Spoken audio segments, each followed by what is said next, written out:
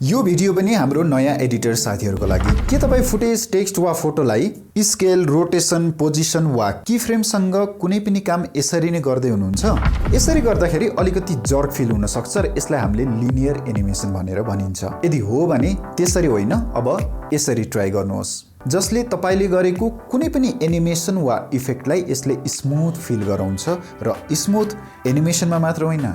यात्रामा पनि जरुरी छ यदि तपाई स्मूथ यात्रा गर्दै मुक्तिनाथ जाने प्लान गर्दै हुनुहुन्छ भने भक्तपुर होलिडेजले मुक्तिनाथ जाने सस्तो प्लान लिएर आइसकेको छ किनकि स्मूथ एनिमेसन जस्तै स्मूथ यात्रा पनि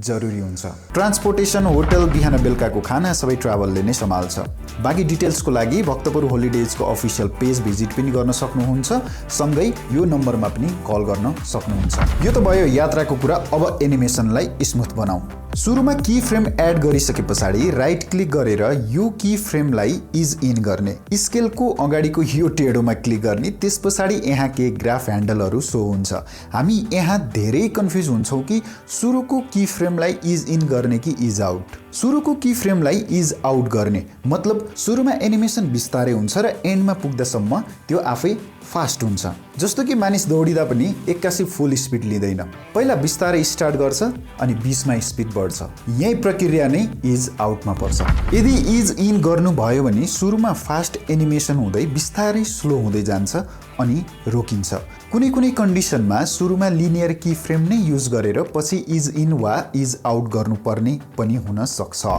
अनि यो कुन बेला गर्ने भन्ने कुरा हजुरहरुको प्रोजेक्टमा हजुरले कस्तो एनिमेसन गर्दै हुनुहुन्छ के एनिमेसन गर्दै हुनुहुन्छ त्यसमा भर पर्छ सो तपाई यो ह्यान्डललाई अगाडि पछाडि सार्दै जानु भयो भने एउटा कर्भ बन्दै जान्छ र एनिमेसन झन् स्मूथ हुँदै जान्छ यसको फाइदा भनेको एनिमेसन कति छिटो वा ढिलो गर्ने भन्ने कन्ट्रोल हामीसँगै हुन्छ सो हामी के एनिमेसन गर्दै छौं त्यो याद गर्नुपर्ने हुन्छ अनि यो ग्राफ की फ्रेमसँग काम गर्दाखेरि तपाईहरुले प्रयोग गर्न सक्नुहुन्छ रिजल्ट हरेक एनिमेसन स्मूथ फिल हुन्छ र प्रोफेसनल टच पनि र यो भिडियो आफ्नो एडिटर साथीहरुलाई फरवर्ड गरिदिनु होला